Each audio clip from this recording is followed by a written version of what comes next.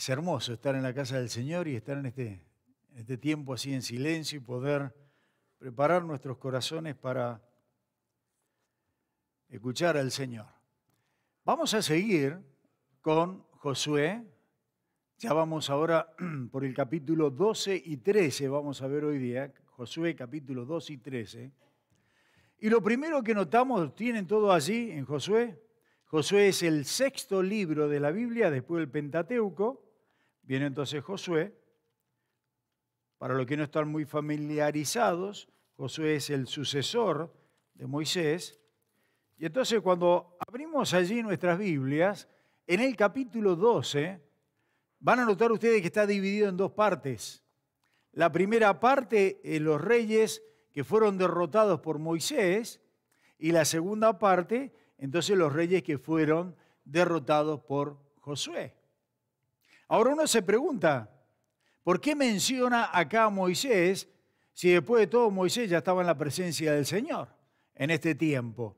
Bueno, lo que pasa es que retrocede un poquito entonces en el tiempo y nos va a hablar de los triunfos que tuvo Moisés del otro lado del río. Ya después vamos a ver el mapa. Hoy día se parece más a una escuela dominical que una predicación, pero es que tengo mucho material para darles también. Y entonces sabemos que el mapa de Israel está en el norte, el mar de Galilea, el río Jordán y el mar muerto o mar salado. Del lado este es donde estaba trabajando entonces y derrotó a estos reyes Moisés. Y eso es lo que nos va diciendo acá. Moisés Dios lo había utilizado como el gran libertador de su pueblo para sacarlo entonces a su pueblo de Egipto después de 400 y tantos años que estuvieron esclavos allí. Dios los saca con poder, abre ese mar rojo y dice que pasan en seco. Es maravilloso ver eso, ¿no? Y los lleva directamente a la tierra de Canaán, a la tierra prometida. Pero llegan a ese lugar, del lado este del río, o sea, están viendo, miren el río Jordán, no se van a pensar que es el Grand River de acá. Es más chiquito que el Grand River acá que tenemos en Caledonia. Ustedes ven ahí, yo creo que donde está la casa de enfrente ya está Jordania, del otro lado. Es chiquito, no es tan grande. Lógico, cuando hemos visto que esta gente pasó, ¿se acuerdan? Fue en primavera, el agua avanzaba mucho más y era mucho más amplio, ¿no? Pero lo que nos dice acá es que llegó allí Moisés, envía 12 espías para ver de qué se trata la tierra. ¿Se acuerdan esa historia? Y solamente 2 dieron un reporte positivo. Los demás, estuvimos hablando la semana pasada, ¿se acuerdan de los gigantes? Bueno, los demás dieron un reporte negativo. No creyeron en Dios. Y entonces Dios dijo, ok, no creen, no van a pasar. Y los estuvo ambulando por el desierto otros 40 años, allí dando vuelta. Bueno, Moisés tampoco pudo pasar. Lamentablemente, y yo lo siento mucho por Moisés, porque la verdad que cuando me miro acá, Moisés estuvo tratando con el pueblo judío, un pueblo que era duro, un pueblo que se quejaba por todo, un pueblo rebelde, y este tipo los tenía que aguantar. Y un día le dice Dios a Moisés, le dice, habla a esa roca para que salga agua. Y Moisés estaba tan frustrado, tenía una bronca bárbara con la idolatría del pueblo, que en vez de hablar y representar bien lo que él quería que representara a Dios mismo, no, Moisés se saca la bronca dándole con la vara, con el palo que él tenía, cierto, a la roca, y Dios dice, por cuanto el pueblo fue un pueblo incrédulo, no va a entrar de esta generación, no va a entrar ninguno a la tierra prometida. Y cayó también Moisés ahí. De los 20 años para arriba no va a entrar ninguno, dijo el Señor. Ahora, yo me imagino, pobre Moisés, encima de haber aguantado este pueblo 40 años quejándose y viendo la idolatría, que en el momento de jubilarse y poder ya estar tranquilo, no pudo ver lo que Dios le había prometido. Ahora, por el otro lado, entonces vamos hasta ahí. Del lado este, ahí la parte que tuvo las luchas Moisés. Del lado oeste vemos también a Josué, de ya en la tierra prometida. Lo interesante de esto es que ustedes saben también que Moisés es considerado el representante o el símbolo de la ley de Dios. ¿Por qué? Bueno, porque Dios nos dio los mandamientos y le permitió, inspirado por el Espíritu Santo, escribir los 5 primeros libros del Pentateuco.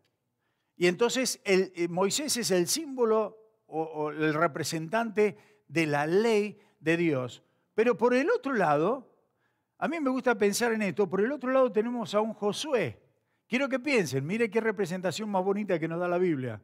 Por un lado del río tenemos a Moisés, que no pudo entrar, pero por el otro lado tenemos a un Josué que sí pudo entrar a la tierra prometida. Moisés es el representante de la ley.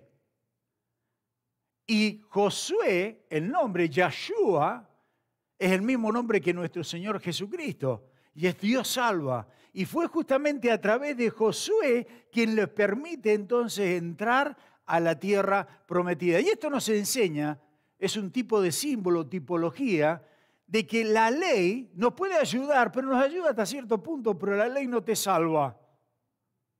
El único que salva es la gracia de Dios. Dios salva, Yeshua es el que salva y nos permite entonces entrar en esa tierra prometida que es, por supuesto, para nosotros el cielo, donde vamos a estar con el Señor para siempre, jamás. Y es hermoso pensar en eso. ¿Cuánto disfrutamos realmente de esa esperanza, de esa herencia que tenemos en el Señor? Ahora, cuando nosotros miramos acá, por un lado, Moisés derrota a montones de jefes de reyes por un lado, de este lado. Del otro lado nos dice que Josué derrotó hasta 31 reyes. 31. Así que tuvo una campaña tremenda. Josué, capítulo 12, vamos entonces versículo 1 al 5. No les voy a leer todos los versículos porque me van a matar con la pronunciación de tantos nombres diferentes también que hay. Pero dice entonces del 1 al 5, vamos a ir saltando algunos versículos. Estos son los reyes de la tierra que los hijos de Israel derrotaron y cuya tierra poseyeron al otro lado del Jordán, hacia donde nace el sol. La Biblia es maravillosa porque nos da datos y exactitudes que uno se queda con la boca plasmada. No hay contradicción. Dice del lado este, ¿de dónde sale el sol? Bueno, indudablemente sale del lado este, ¿cierto? Siempre. Dice del arroyo del Arnón hasta el monte Hermón y todo el Arabá al oriente. Sehón, rey de los amorreos, que habitaba en Esbón y señoreaba hasta Aroer, que está a la ribera del arroyo de Arnón, y desde el medio del valle y la mitad de Galaad hacia el arroyo de Jacob, término de los hijos de Amón, o límite, y el Arabá hasta el mar de Sinenet, al oriente, y hasta el mar de Arabá, el mar salado, al oriente, por el camino de Bet-Gesimot, y desde el sur al pie de las laderas de Pisga. Y el territorio de Og, rey de Basán, que había quedado de los refaítas, el cual habitaba en Astarot y en Edrei, y dominaba el monte Hermón, en Salca, en todo Basán, hasta los límites de Gesur y de Maca. Acuérdense en esos nombres.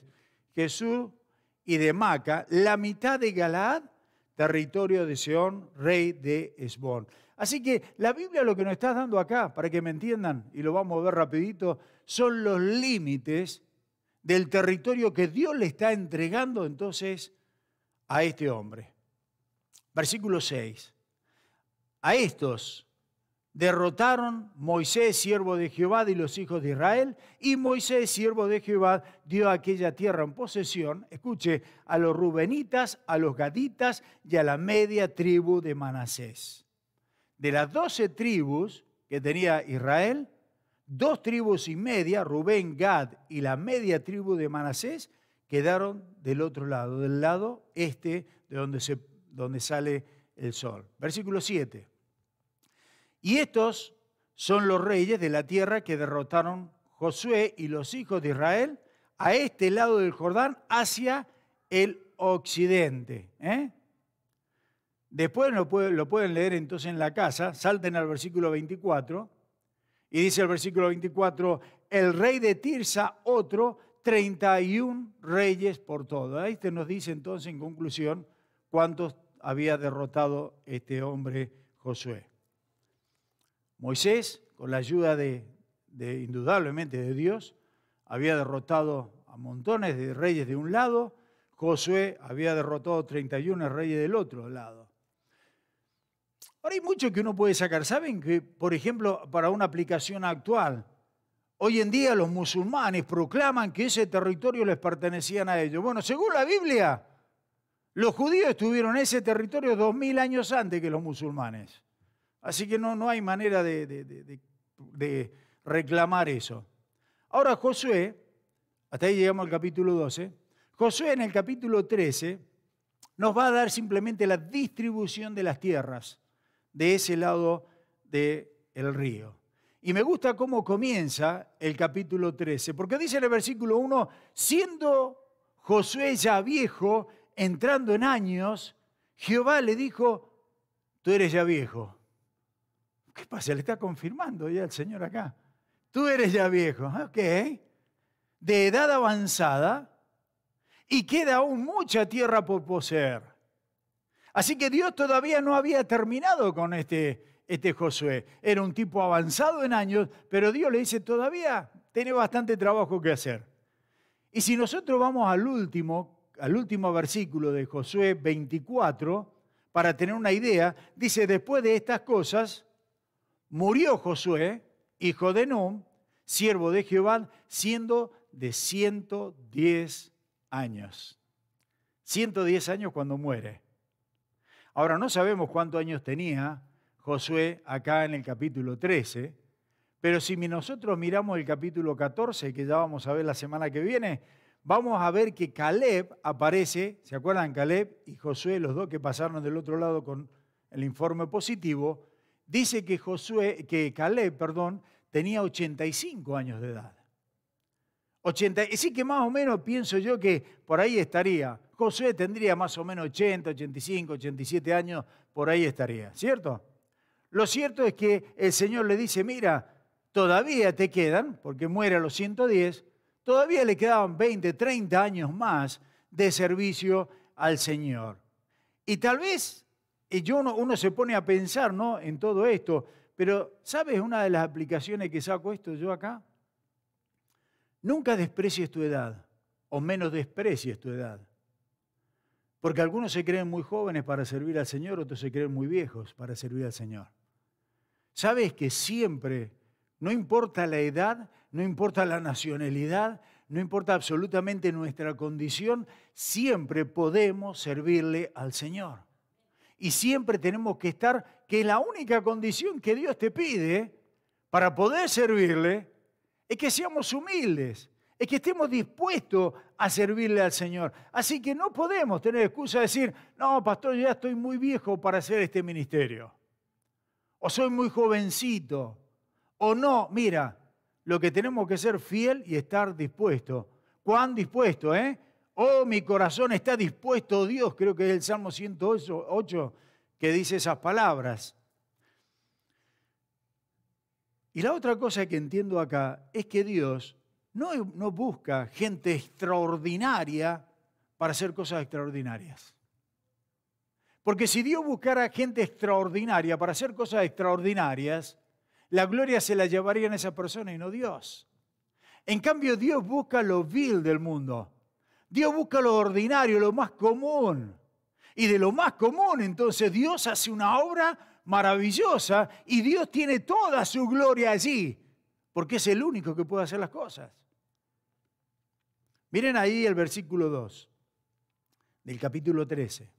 Esta es la tierra que queda, todos los territorios de los filisteos y todos los gusureos. Versículos 6 y 8. Todo lo que habitan en las montañas desde el Líbano hasta... Acá está dando simplemente límites de lo que son esas 2 tribus y media que están al lado este del río. Todo lo que habitan en las montañas desde el Líbano hasta Misrefoth-Maim, todos los sidonios, yo los exterminaré delante de los hijos de Israel. Solamente repartirás tú por suerte al país a los israelitas por heredad. Subraya esa palabra, heredad, como te ha mandado, como te he mandado. Reparte ahora pues esta tierra en heredad a las 9 tribus y a la media tribu de Manasés, porque los rubenitas y gaditas y la mitad de Manasés recibieron ya su heredad, la cual les dio Moisés al otro lado del Jordán, al oriente, según se lo dio Moisés, siervo de Jehová. Quiero hacer un pequeño paréntesis nada más. Los gadaitas.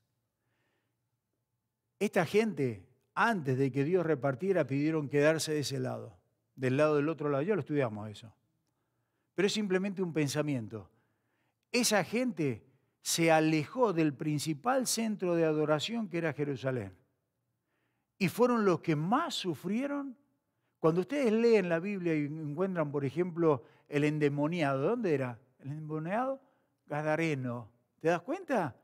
Todos esos casos que eran de demonios, ese que vivía, que hace poquito lo estudiamos, creo que fue el miércoles, que estaba viviendo en un cementerio, y todos esos casos se dieron justamente del otro lado del río, por no estar cerca con Dios.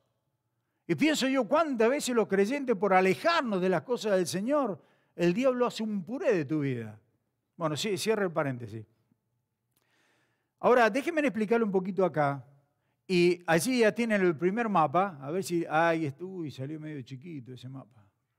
Bueno, pero alcanzan a ver allá arriba, ¿cierto? El mar Galilea, el río y el mar Muerto. Esa es la distribución entonces de las tribus de Israel. Ahora, lo que vemos nosotros acá en Josué capítulo 13 tiene que ver con las 2 tribus y media nada más. ¿Vieron? De este lado que dice Manasés, Gad y Rubén. Esa es la parte nada más que vamos a ver entonces de hoy día en el capítulo 13. Nuevamente, eran 12 tribus. Y escuche, 12 grupos, si se quiere, de personas. Y tenemos nosotros el patriarca Abraham, Isaac y Jacob, que después Jacob lleva el nombre de Israel. Él tiene sus 12 hijos y cada uno de los hijos, por supuesto, tiene su descendencia. Cada uno de los nombres de esos hijos toma entonces el nombre de cada una de las tribus. Entonces tenemos 12. Pero hay una pequeña excepción, que Dios saca a José. ¿Se acuerdan a José, ese gran hombre de Dios?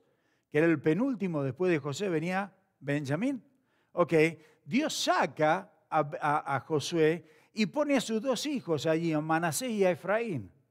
Entonces, si tenemos 12, Dios saca uno, quedan 11, pero pone 2, son 13 las tribus. Recibe doble porción de heredad. Pero recuerden que la semana pasada vimos que los Leví, los de Leví, no recibían herencia en cuanto a territorio. Por eso entonces de los 13 pasan ahora a 12. Son las 12 tribus que reciben entonces la herencia. Los levitas no recibieron. Los levitas, mejor dicho, recibieron. Dice Jehová de la herencia de ellos. No fue que Dios los castigó. Al contrario, Dios dijo, no, este pueblo quiero que ellos me sirvan a mí. Y son los sacerdotes los que están encargados entonces de todo el trabajo allí del templo. Habían ciudades de los levitas por muchos lugares, pero no tenían, heredad en cuanto a territorio. Y entonces ahora sí nos va a dar los límites de cada una de las ciudades, de esas 3 tribus, de las 2 tribus y media. Dice el versículo 13, mas los gesureos y los maacateos no los echaron los hijos de Israel, sino que Gesur y Maaca habitaron entre los israelitas hasta hoy. Una cosa que quiero aclarar, Dios jamás permitió la poligamia. Jamás. Dios dijo, bueno, en Génesis capítulo 2, ¿cierto? El hombre se unirá a su mujer, un hombre, una mujer, es la unión y se acabó. Ahora, lamentablemente, muchos, incluido también el mismo David, no siguieron el consejo o la voluntad de Dios. Y entonces, ¿qué pasa? Que una de las esposas que tenía David creo que tenía como 7 esposas y 10 concubinas o algo así. Una de las esposas que tenía David era justamente de los gesureos. Y uno de los hijos de David, Absalón, era justamente el fruto de eso. Segunda de Samuel, capítulo 3, versículo 3, lo tiene en la pantalla. Su segundo, Keliab, de Abigail, dice la mujer de Nabal, ¿se acuerda el de Carmel? El tercero, Absalón, hijo de Maaca, hija de Talmai, rey de Gesur. Y entonces cuando uno va a Josué en el versículo 14, dice, pero la tribu de Leví no dio heredad los sacrificios de Jehová de Dios, los sacrificios de Jehová Dios de Israel son su heredad como él les había dicho. Versículo 15. Dio pues Moisés la tribu de los hijos de Rubén conforme a sus familias. Versículo 22, saltamos al 22. También mataron a espada a los hijos de Israel, a Balaam, el adivino, hijo de Beor. Entre los demás que mataron, el Jordán fue el límite del territorio de los hijos de Rubén. Esta fue la heredad de los hijos de Rubén, conforme a su familia, estas ciudades con sus aldeas. Entonces ahí nos da los detalles. Yo sé que esto es un poquito pesado, ya vamos a llegar a lo más lindo. Esta sección del versículo 15 al 23 nos da los límites de la tribu de Rubén. Ahora nos describe los límites de la tribu de Gad. Versículo 24. Dio asimismo Moisés a la tribu de Gad, a los hijos de Gad, conforme a su familia. Mira, versículo 28. Esta es la heredad de los hijos de Gad por su familia, estas ciudades con sus aldeas. Así que si usted lo lee, van dando todos los detalles. Ahora vemos la tribu de Manasés. Versículo 29. También dio Moisés heredad a la media tribu de Manasés, y fue para la media tribu de los hijos de Manasés conforme a sus familias. Salte versículo 32. Esto es lo que Moisés repartió en heredad, y otra vez esa palabra heredad, en los llanos de Moab, al otro lado del Jordán de Jericó, al oriente. Mas de la tribu de Leví no dio Moisés, otra vez la palabra heredad. Jehová Dios de Israel es la heredad de ellos, como él les había dicho. Así que rápidamente hemos visto acá lo de las 2 tribus y media. Eso es todo, se pueden ir a la casa. Acá lo que nos está dando es una maravilla realmente, porque uno mira los datos, algunos dudan, no se me vaya, no era literal el asunto. Bueno. Es maravillosa la Biblia cómo nos da datos, ¿se dieron cuenta? Ciudades, límites, tiempo, nos habla de geografía, nos habla de historia y no hay una sola contradicción en la palabra del Señor. Pero algo que quiero resaltar hoy día de todo esto, esa palabra que traté de resaltar todo el tiempo, la palabra heredad. ¿Sabe que aparece más de 50 veces en este libro de Josué? 50 veces, más de 50 veces. Y 13 veces aparece en este capítulo 13 la palabra heredad. Muy importante, por cierto. Ahora, heredad es una palabra muy importante en el Nuevo Testamento también. ¿Por qué? Porque habiendo recibido los territorios como heredad en el Antiguo Testamento, en el Nuevo Testamento también nos dice que nosotros somos herederos. Los creyentes somos herederos de Cristo. Ahora, normalmente la herencia se recibe después de que alguien muere, ¿cierto? Y te dejan algo. Si alguien muere, recibimos una herencia, ¿cierto? La persona muere, si nos deja el will o el testamento, bueno, entonces ahí nos dejan. Esa es la idea. La idea es que tenemos la herencia después de la muerte. Bueno, en el Nuevo Testamento es justamente eso. En el Nuevo Testamento nosotros, ¿quién muere? Es Cristo Jesús. Y a través de su muerte, entonces Dios nos da la heredad a cada uno de los creyentes. Y la heredad que nosotros recibimos en Cristo Jesús es una nueva identidad en Él. El perdón de los pecados por lo que hizo Cristo en la cruz. Y como si fuera poco, no solamente nos da una nueva identidad ahora como nuevas criaturas en Cristo, no solamente nos perdonan los pecados, pero también ahora en Cristo Jesús tenemos la seguridad de estar en el cielo para siempre, jamás con el Señor. Seríamos negligentes si vemos la palabra heredad solamente en el sentido del Antiguo Testamento, sin verla lo que significa en el Nuevo Testamento. Así que quiero tomarme unos minutitos con respecto a esto, a lo que es la heredad. Porque muchos de ustedes, y yo les conozco las caras, yo les miro las caras y ya sé, hay muchos que dicen, ¿para qué leer el Antiguo Testamento? ¿Qué tiene que ver el Antiguo Testamento con nosotros? ¿Cómo aplico el Antiguo Testamento? Es muy importante, es parte de la palabra del Señor. Y si está allí es porque Dios quiere que estudiemos también. Yo sé que para muchos les encantan las predicaciones temáticas, les encanta, ¿cierto?, lo práctico. Pero el Señor dice escudriñar toda la Escritura. Por eso con reverencia tenemos que estudiar toda la Escritura. Ahora, muchas cosas, dicho esto, muchas cosas del Antiguo Testamento son una sombra, si se quiere, o un tipo de las cosas que aparecen en el Nuevo Testamento. Es decir, muchas de las cosas que encontramos en el Antiguo Testamento nos van a servir de base para lo que es el Nuevo Testamento. En lo oculto que tenemos en el Antiguo Testamento ha estado revelado ahora en el Nuevo Testamento. Y son muchas veces un símbolo, pero no un símbolo perfecto en algunas oportunidades. Por ejemplo, uno puede comparar y decir, bueno, como dice recién, ¿cierto? Josué es el Salvador como es nuestro Señor Jesucristo. Josué los llevó a la tierra prometida, a Israel, donde fluye leche y miel. Y Dios nos va a llevar entonces, Jesucristo nos lleva entonces al cielo. Sí, es una imagen preciosa, está bonito, lo podemos decir, pero no es completa, no está bien eso. ¿Por qué? Porque Josué cuando pasó para el otro lado tuvo que luchar con los gigantes. Tuvo problemas, hubo muerte, hubo dolor, hubo enfermedades. En cambio Dios, no, cuando vamos al cielo se acabaron los problemas, ¿cierto? Bueno, pero es una sombra, eso es lo que nos está diciendo allí. Y Dios nos promete, y eso es lo que quiero que te vayas hoy día en tu corazón, pensando si realmente cada uno de nosotros disfrutamos de la herencia que tenemos en Cristo. ¿Disfrutas la herencia que tenemos en el Señor? Si realmente, si tú supieras que mañana te vas a sacar, no sé, la 649 o cualquiera de esas loterías que hay, ¿cómo estaría tu corazón? Si ya mañana no trabajas más, ¿qué tal? Tenés 10, 15, 20, 50 millones de dólares ahí reservaditos para que disfrutás la vida. ¿Cómo vas a estar? ¿Vas a estar preocupado hoy día? Si mañana en la mañana vas al banco y te van a dar todo eso, ¿cómo estarías ahora?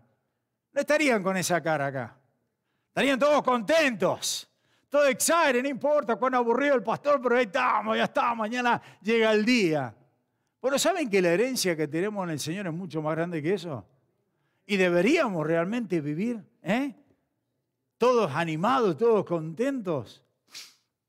Mira, le voy a dar algunos versículos donde nos habla de la heredad y de lo que nosotros heredamos, que ya lo tenemos, porque Cristo ya murió, así que la heredad es nuestra, ya la tenemos, no es que la vamos a tener. Dice, lo tiene en la pantalla, Hechos capítulo 20, 32. Y ahora, hermanos, os encomiendo a Dios y a la palabra de su gracia, que tiene poder para sobreedificarlos y daros heredad con todos los santificados. Efesios capítulo 1, 18 y 19. Alumbrando los ojos de vuestro entendimiento, para que sepáis cuál es la esperanza a la que Él nos ha llamado y cuál es la riqueza de la gloria de su heredad de los santos y cuál es la supereminente grandeza de su poder, dice, para nosotros con los que creemos, según la operación del poder de su fuerza. Colosenses 1, 12, 14. Con gozo dando gracias al Padre que nos hizo aptos para participar de la herencia de los santos en luz, el cual nos ha librado de la potestad de las tinieblas, trasladado al reino de su Hijo amado. ¿Te das cuenta que no dice nos va a llevar, sino que ya lo hizo, ya la tenemos? En quien tenemos redención por su sangre, perdón, el perdón de pecados. Y uno puede continuar, voy a darle uno más. Primera de Pedro 1, 3 y 4. Bendito el Dios y Padre de nuestro Señor Jesucristo, que según su grande misericordia nos hizo renacer para una esperanza viva por la resurrección de Jesucristo de los muertos. ¿Para qué? Para una herencia. Y escuche bien porque estas palabras son las que voy a aplicar durante el resto del sermón, porque todavía queda bastante para hablar. Una herencia incorruptible. incontaminada e inmarcesible, reservada en los cielos para vosotros. ¿Alguien dice amén? Mamma mía. Y eso es lo que Dios quiere de nosotros, que nosotros disfrutemos de esa herencia. Su Hijo murió, el testamento ya ha sido leído, y entonces ahora nosotros recibimos algo que no merecemos. Recibimos algo que no trabajamos para eso. Recibimos algo por pura gracia de Dios. Ese es el gozo, esa es nuestra esperanza entonces. Por eso es tan importante, como hijos de Dios, que vivamos esa herencia que Dios nos ha dejado, que ya la tenemos, que está en nuestras manos. Ahora, el resto de lo que te quiero mostrar es que esa herencia que ya tenemos y que la podemos disfrutar, tenemos que cuidarla. No la vas a perder. La herencia del Señor no se pierde, la salvación no se pierde. Si ustedes leyeron recién en lo que dice Pedro, tal vez lo pueden poner de nuevo. Bueno, ahí está lo que dice Pedro. Miren las últimas palabras, versículo 4. Para una herencia incorruptible, incontaminada e inmarcesible. Está allí. La herencia no se va a perder. Pero sí lo que podemos perder es el gozo de esa herencia. Lo que sí podemos perder es el disfrutar de esa herencia, como yo recién les decía a ustedes.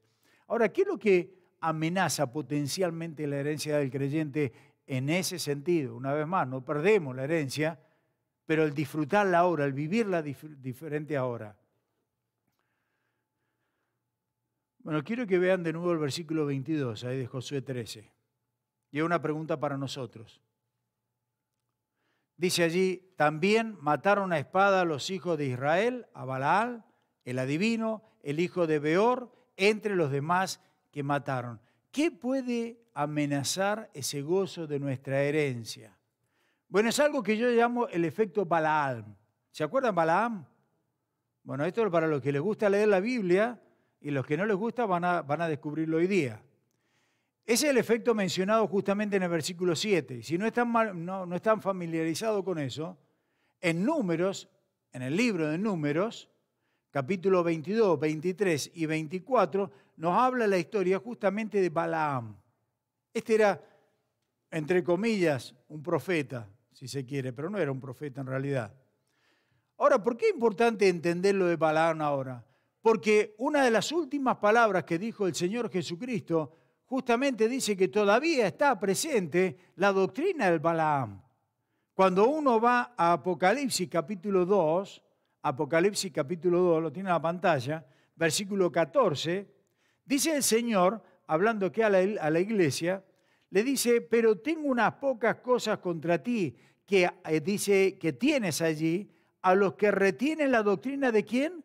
De Balaam, que enseñaba a Balac, el rey, a poner tropiezo ante los hijos de Israel, a comer de las cosas sacrificadas a los ídolos y a cometer fornicación. Ahora, miren qué interesante. ¿Cuál es la doctrina? ¿Cuál es la enseñanza de Balaam? Bueno, déjenme un poquito explicarles qué pasaba ahí en Números 22, 23 y 24 para poder entender esto.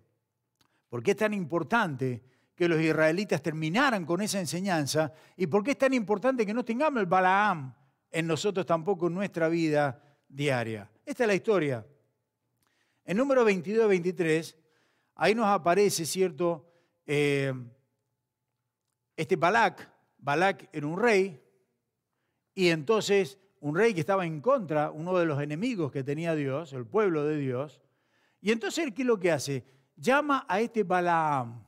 Se confunden las palabras Balac, Balaam, porque son muy parecidas, ¿no? Pero llama a este Balaam, que no es otra cosa más que un adivino. Yo recién le dije profeta, entre comillas. No, era un adivino, era un brujo, una cosa así, trabajaba en la brujería.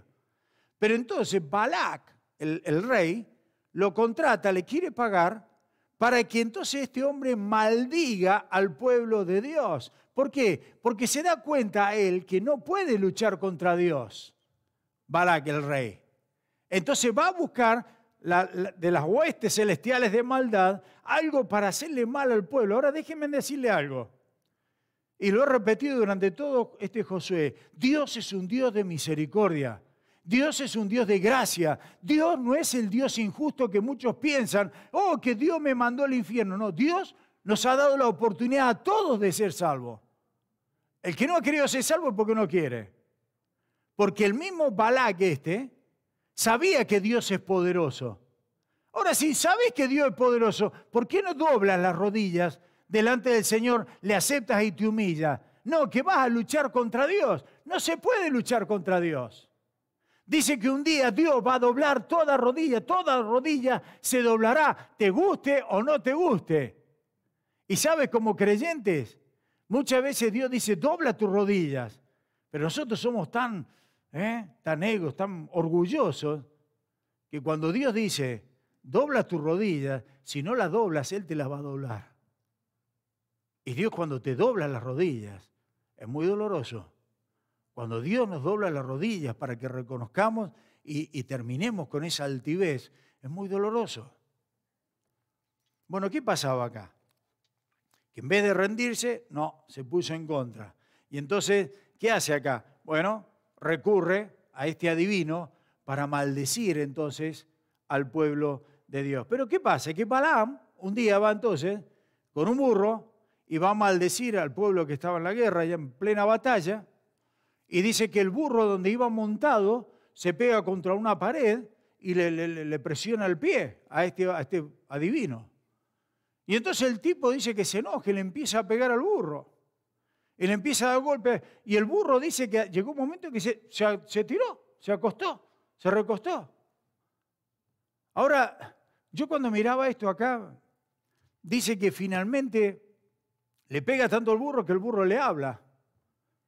Dios le pone palabras en la boca del burro. ¿Sabes? No es la primera vez que Dios pone palabras en la boca de algún burro por ahí, ¿no? Bueno, cuando vayan a la casa vayan pensando en eso, a ver si agarran la idea. Ok, están medio lerdos hoy día, ¿eh? ¿Qué les pasa? Muchas historias les afecta. Pero el burro dice que le habla y dice, ¿por qué me golpeas? ¿Porque no he sido un buen burro para vos o para ti?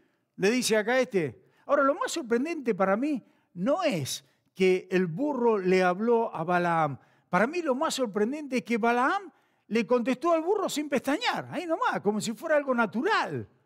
Ahora, yo no sé usted, pero yo veo un burro que está hablando y sabe cómo corro, ¿no? Dice, ¿por qué te has burlado de mí? Ojalá tuviera espada en mi mano, que ahora te mataría, le dice ahí. Bueno, es cierto, vimos ahí, ya la historia dice que estaba el ángel del Señor listo para matarlo. Ahora, este hombre, una de las cosas que hace, es que sigue camino para maldecir al pueblo de Dios. No le interesa todo lo que pasó. No le interesa que el burro hablara. Y sigue. Pero una de las cosas que hace Dios, es maravilloso esta historia, es que Dios, cuando este hombre va a maldecir, Balaam, va a maldecir el pueblo de Dios, Dios le pone bendición en su boca para que no maldiga al pueblo, sino bendiga al pueblo. Entonces, cada vez que iba a decir una maldición, de repente Dios le decía, bendito, ¿cierto? Mi pueblo. Entonces Balac se enojó, le dice, escúchame, lo llama, le dice, ¿qué estás haciendo? Te pago para que maldigas al pueblo, no para que lo bendigas. Y este hombre dice, ¿qué querés que haga? Si yo cada vez que hablo, dice Dios, me pone palabra y lo hizo una y otra vez. Ahora, cuando yo estaba pensando en esto, Dios le cambia las palabras a este adivino y en vez de maldecir a su pueblo, lo bendice. ¿Te imaginas si Dios hiciera lo mismo con cada uno de nosotros? ¿Te has puesto a pensar en eso? ¿Qué diferente sería todo? Si Dios, cuando nosotros maldecimos algo, Dios nos cambia eso por palabras de bendición. ¿Te imaginas que vas en la autopista? ¿Cuántos de ustedes van por la highway, cierto? Lleno de gente y uno no. Yo he ido pocas veces a Toronto, ni quiero ir para aquel lado. Porque cuando uno viene, eso está lleno de tráfico y de repente se te cruza uno y baja la ventanilla. Bueno, esta ya era, ahora tenemos todo eléctrico, ¿no? Se nota que estoy en otro siglo, ¿verdad? Ay, voy a tener que renovarme un poquito. Pero, ok, a bajar la ventanilla y cuando le va a decir, pero que Dios te bendiga. O se imagina que uno tiene una discusión con la esposa, o con el esposo, o con la suegra, o el suegro, cualquiera de esos. Y uno dice, pero ¿cuánto te amo, querida mía? No puede salir las palabras malas. Sería maravilloso eso. Lo que pasa acá, y lo que le estaba mostrando es cómo no se olviden la herencia y no se olviden cómo perder ese gozo de la herencia, ¿cierto? Que Dios nos ha dado, disfrutar esa herencia que Dios nos ha dado. ¿Cómo? De una manera exterior, porque hay mucho Balaam que lo que quieren hacer de tu vida es un puré. Lo que quieren es destruir tu matrimonio, lo que quieren es destruir tu familia, lo que quieren es destruir tu vida. ¿Se acuerdan cuando el Señor dice nosotros no tenemos Efesios 6:12? Creo que está por allí. Efesios 6:12, ahí lo tienen. Dice allí, porque no tenemos lucha contra sangre y carne, sino contra principados, contra potestades, contra los gobernadores de las tinieblas de este siglo, contra las huestes espirituales de maldad en las regiones celestes. Es un enemigo poderoso, ¿cierto?, el que nosotros tenemos. Y si uno sigue leyendo, ahí el mismo capítulo 6 de Efesios nos habla de que nosotros tenemos que ponernos la armadura de Dios. Y de esa manera entonces vamos a poder resistir al enemigo. De esa manera, perseverando día a día con la armadura del Señor. ¿Se acuerdan ustedes, Lucas capítulo 4, la tentación del Señor Jesucristo, cuando Satanás tienta al Señor Jesucristo? Y viene una vez y va otra vez y va otra vez a tentarlo al Señor. ¿Y el Señor qué es lo que hace? Una y otra vez el Señor va a las Escrituras y dice, porque escrito está.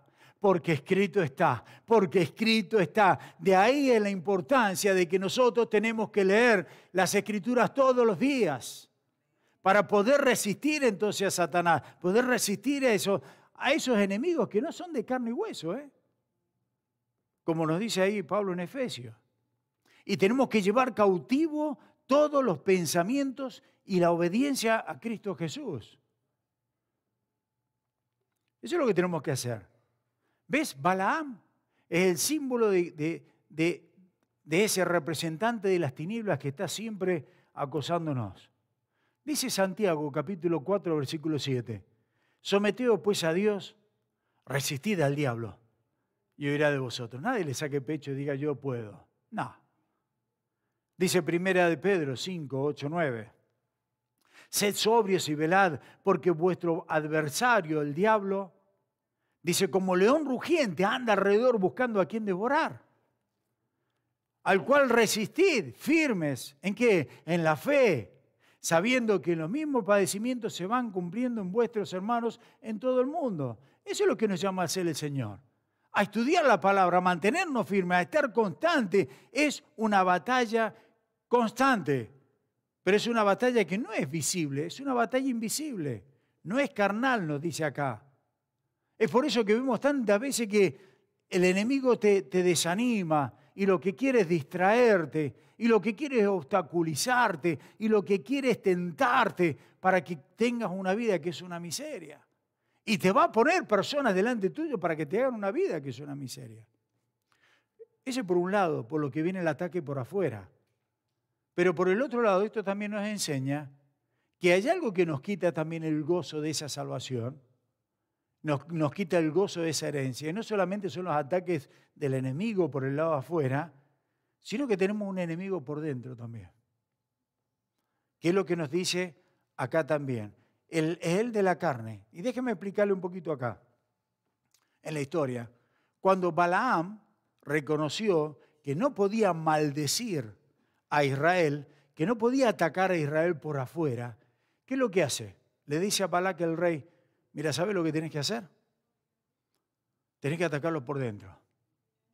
¿Y sabés cómo lo vas a atacar por dentro? Entregas tus mujeres, llevas muchas de tus mujeres para seducirlo al ejército y entonces de esa manera puedan ser seducidos y pecar. Vino por dentro el asunto. Y fue tanta la seducción de las mujeres que tuvieron los soldados relaciones con esas mujeres, que no solamente fue seducción sexual, sino que también seducción que los llevó al punto de adorar al Baal, a los ídolos falsos, los falsos dioses. ¿Qué es lo que hace Dios? Cuando Dios mira semejante cosa, manda una plaga a su propio ejército y termina con la vida de 24.000 hombres. Escucha bien eso. Termina con la vida de 24.000 hombres, hombres que se dejaron seducir por la carne, por esas mujeres moabitas. Y Dios termina, y esos hombres sí que no vieron la tierra prometida. Estos sí que no vieron la heredad, no tuvieron la chance de heredad. Así que quiero que te quiero mostrar con esto. No solo tenemos ataques por fuera, sino también tenemos ataques por dentro nuestro. Y los ataques, ¿sabes? El mayor enemigo mío soy yo mismo. El mayor enemigo tuyo eres tú mismo. Que en la misma carne tenemos que estar siempre atentos, tenemos que estar siempre día a día, minuto a minuto, segundo a segundo, pendientes porque no le podemos dar a esta carne porque es insaciable. La misma palabra nos dice, la carne es insaciable, los ojos son insaciables. Y si no, díganme cuántos tal vez ustedes han pasado por el problema de la pornografía y han visto pornografía y han visto pornografía y han pasado años mirando pornografía y no pueden salir de ahí. Y uno dice, pero escúchame, ¿hasta dónde? ¿Cuánto querés ver? ¿Qué más necesitas ver? Bueno, porque los ojos son insaciables. La carne es insaciable.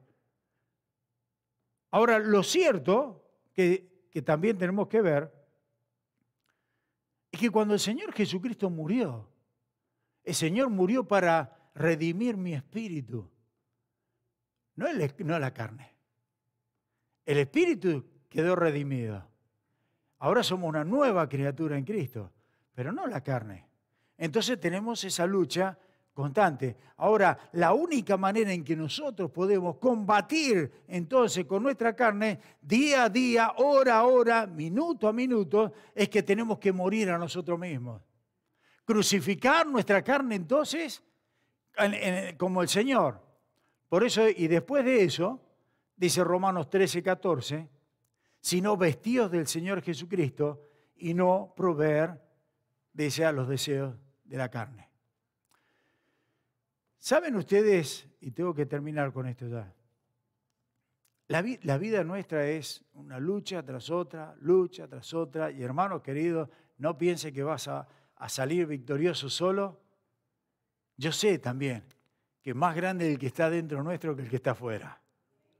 Y cierto que dice la palabra en los Romanos que somos más que vencedores. Y cierto que podemos decirle no al pecado, no a las tentaciones, no a las debilidades, porque si tengo el Espíritu dentro mío, tengo el poder de Dios para decir basta. Y ese es uno de los gozos más grandes que el creyente tiene que tener. Pero, ¿sabes? Yo no sé si... Ustedes saben lo que creo que se llama así, guacamole. ¿Lo pronuncié bien, Alex? Guacamole. ¿Ya? ¿Saben lo que es guacamole? No es guacamole ni cosa comida porque ya tienen un hambre ustedes que ya lo veo. ¿Verdad? Están todos pensando en la comida. No. Golpea al topo, vendría siendo. ¿Se dieron cuenta cuando van a esos juegos, donde los lugares de juego que aparecen distintos agujeritos y uno tiene un mazo y aparece el bichito por ahí y le va a pegar? Y le pega acá y aparece otro por ahí. ¿No saben eso? Che, lleven a los nietos de vez en cuando a jugar, viejo. Por favor. Bueno, es una lucha como la lucha de la carne, es igual que el guacamole ese. ¿Por qué? Porque, no, amor, otra que tiraba. ¿Por qué?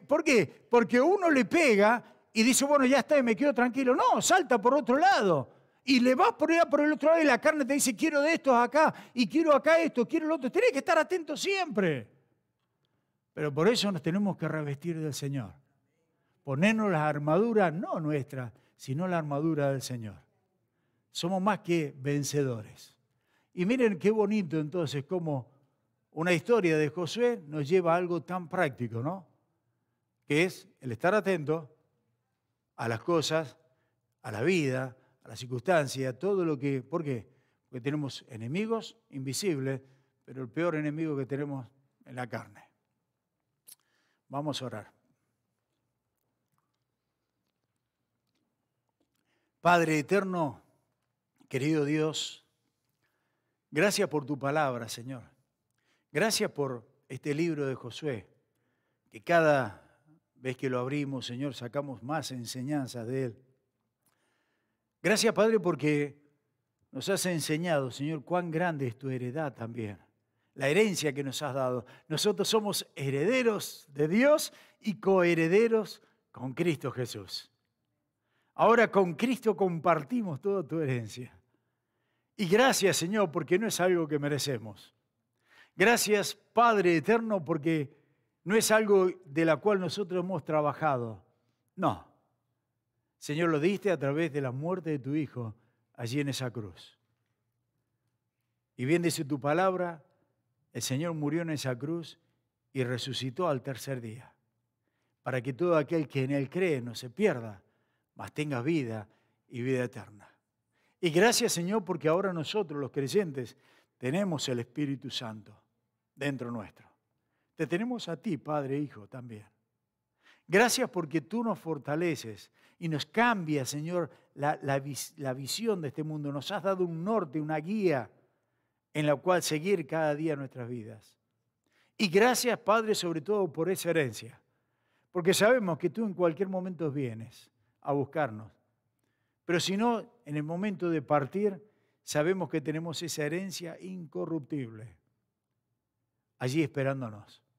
Padre, ayúdanos a vivir esa realidad, a no vivir vidas frustradas pensando en las cosas del mundo, ni atados a las circunstancias, ni a la riqueza de este mundo que no sirven de nada, Señor, sino que podamos hacer tesoros allí en el cielo, donde no hay ladrón que lo robe, ni polilla, Señor, que lo corroba, nada.